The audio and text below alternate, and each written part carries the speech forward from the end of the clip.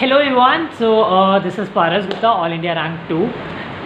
तो आज first of all I am literally very sorry कि मैं आप लोगों से एक महीने बाद मिल रहा हूँ, क्योंकि मेरे को कोरोना हो गया था तो मेरे को रिकवर होने में थोड़ा सा टाइम लगा। Now I am very good. तो आज जो हम मिलने वाले हैं ना, आज हम बहुत सारी चीज़ें डिस्कस करेंगे और मतलब प्रिपरेशन स्ट्रैटेजी के बारे में आप पूरा का डिटेल में डिस्कस करूँगा कि आपको किस तरीके से क्या करना है। ठीक है, पूरा अच्छे से डिस्कस करेंगे। और प्लीज़ इग्नोर, ये मेरा रूम है, थोड़ा मेसी है, ठीक है, तो प्लीज़ कोऑपरेट करना। तो चलो हम लोग स्टार्ट करते हैं अपनी प्रिपरेशन के बारे में।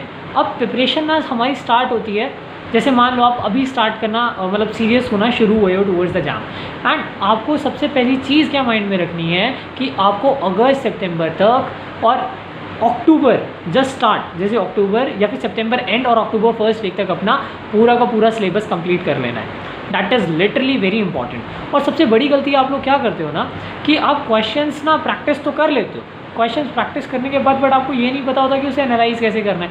आप क्वेश्चन प्रैक्टिस करने बैठो ना, सिर्फ क्वेश्चन को करना ही नहीं होता है, you have to understand the concept behind it. आपको कॉन्सेप्ट और उस कॉन्सेप्ट पे कितने सारे क्वेश्चंस बन सकते हैं, दैट इज़ वेरी इंपॉर्टेंट। ठीक है, तो वो चीज़ बहुत ज़्यादा इंपॉर्टेंट है। तो पहली चीज़ तो मतलब एक प्रॉपर मैनर में रखता हूँ सारी चीज़ों को, ठीक है, वरना बहुत मैसअप हो जाएंगी चीज़ें। तो देखो सबसे पहली चीज़ क्या हुआ, आपको सब पहला टारगेट ये लेकर चलना है कि आपको सितंबर तक अपना सिलेबस कंप्लीट कर लेना है। और सितंबर तक सिलेबस कंप्लीट आप तभी कर पाओगे जब अपने आप को आप क्या रखोगे, स्केड्यूल रखोगे और स्ट्रैटेजी के हिसाब से चलोगे।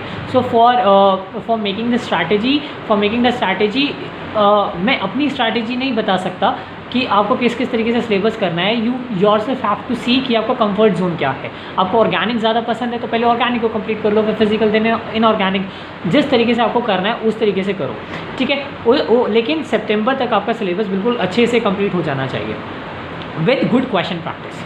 ठीक है, तो सबसे पहली चीज़ तो हमारा ये हो गया सिलेबस कंप्लीशन किस तरीके से करना है। और दूसरी चीज़, जब सिलेबस कंप्लीट करने बैठो तो उसको जब प्लान करो तो जब आप प्लान करोगे तो प्लान आप किस तरीके से करोगे कि आपको जैसे वो पीछे दिख रहा है ना एक पेपर लगा हुआ दीवार पे, सो मैं भी इसी तरीके से रखता था कि अपना सारा सिलेबस सामने रखता था और उस पर ना टॉप 10 चैप्टर्स को मार्क कर लेता था।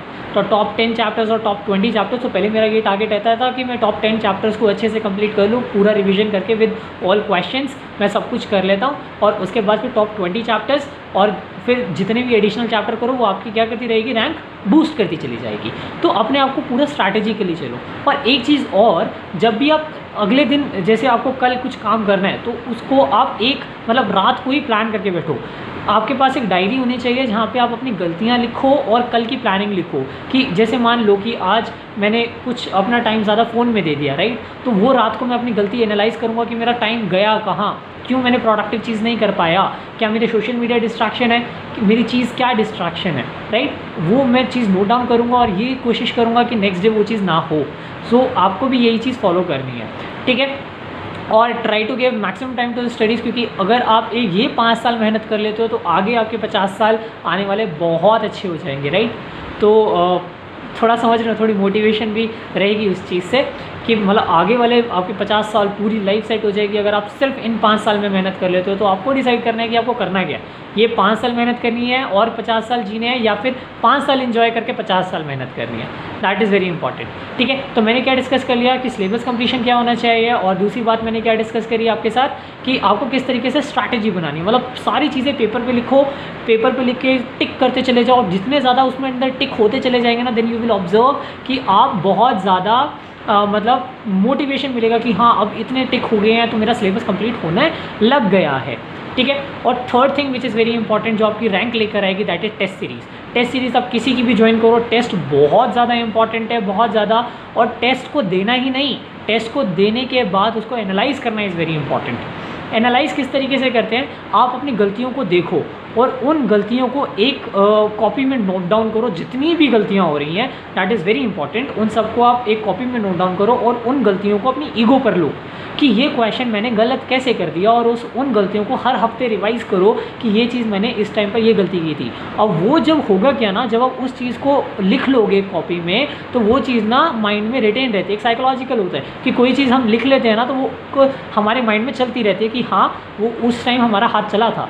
तो क्या होता है ना, जब आप एग्जामिनेशन हॉल में बैठोगे, जब आपका मेन एग्ज़ाम होगा किसी भी कॉम्पिटिटिव एग्ज़ाम का, जब मेन एग्ज़ाम होगा देन यू विल ऑब्जर्व कि आप जब आप चलाओगे ना, जैसे आपको कोई क्वेश्चन है करा हुआ आ गया और जब आपका हाथ चल रहा होगा तो आपको ये माइंड में रहेगा कि हाँ मैंने इस टाइम ये गलती करी थी, अब ना हो।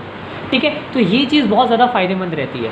ठीक है, तो test series is very important. और fourth thing is that is consistency. ऐसा नहीं होना चाहिए कि आप आज 10 घंटे पढ़ रहे हो और कल परसों और तरसों छोड़ दिया कि अब तो मैंने 10 घंटे पढ़ लिया।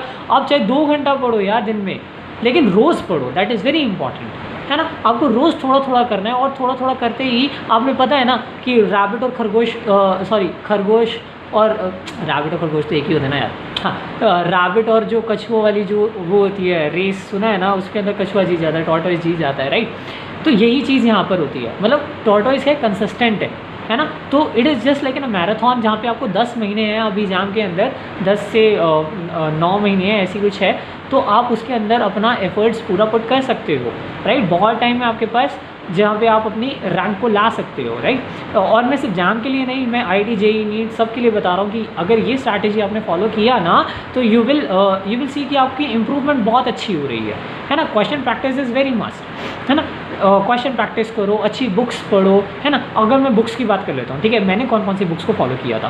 फर्स्ट थिंग मैंने क्या किया था, मैंने अपने सिर्फ नोट्स पढ़े थे, नोट्स बहुत सफिशिएंट है। और उसके अलावा आप ऑर्गेनिक की अगर मैं बात करता हूँ तो आप क्लेडन को उठा सकते हो, लेकिन क्लेडन को उठाने से पहले you should be very much familiar with the concepts. Basic concepts आपको क्लियर होने चाहिए, मतलब GOC क्लियर होना चाहिए। ऐसे नहीं कि डायरेक्ट क्लेडन उठा लिया, नो, पहले आपको GOC कंप्लीट करना है, चीज़ों को एक बार गो थ्रू करना है, उसके बाद क्लेडन उठाओ।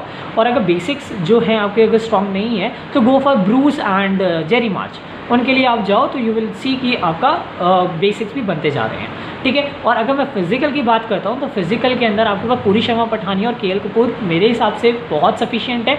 और जो इनऑर्गेनिक है, इनऑर्गेनिक के लिए जो आप नोट्स प्रिपेयर करते हो, either it is from YouTube और एनी कोचिंग सेंटर और किसी से नोट्स लेते हो, तो वो बहुत सफिशिएंट होते हैं। उसके अलावा आपको कुछ करने की ज़रूरत नहीं है, ठीक है। तो इस तरीके से आप पूरा प्लान वे में अपने आप को करोगे ना तो बहुत कुछ किया जा सकता है, इस बात को समझना।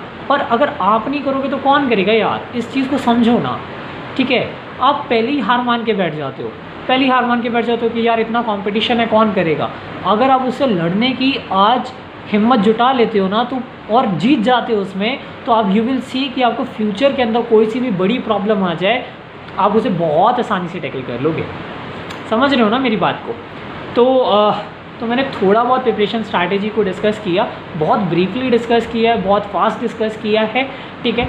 तो हम जैसे कि आपको कुछ भी प्रॉब्लम आती है ना, डू कमेंट, मैं पक्का उसे रिप्लाई करने की कोशिश करूँगा, ठीक है। एक्चुअली मेरे भी थोड़े बहुत एग्ज़ाम्स चल रहे हैं तो मेरे को उसके लिए भी प्रिपेयर करना है, तो मैं थोड़ा सा बिज़ी हूँ, but I will definitely come and meet you. Promise तो किया है आप लोगों से मिलने का। I am gonna give everything, जो भी मेरे साथ हुआ है, जो भी मेरे साथ प्रॉब्लम हुई है, व्हाटएवर, जो भी मैं इमोशनल मतलब आपको क्या होगा ना प्रिपरेशन के अंदर, प्रिपरेशन में आप रोज़ गिरोगे, मतलब रोज़ रोना आएगा, टेस्ट में नंबर नहीं आएंगे, कोई क्वेश्चन नहीं होगा, चीज़ें समझ नहीं आएंगी, रोज़ रोना आएगा कि नहीं हो पाएगा, नहीं हो पाएगा, नहीं हो पाएगा। लेकिन अगर आप वहाँ पे उठ गए ना तो ये सोच लो कि आपका एग्ज़ाम क्लियर है, आपका कोई सा भी कॉम्पिटिटिव एग्ज़ाम क्लियर है।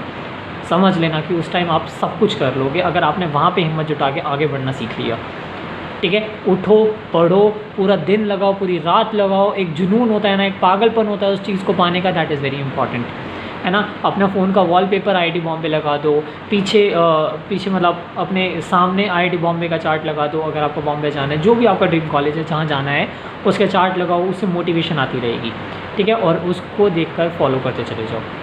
सिर्फ 5 साल की मेहनत है, 50 साल पूरा एंजॉय करना यार, ठीक है। और हम लोग मिलते रहेंगे यूट्यूब चैनल पे।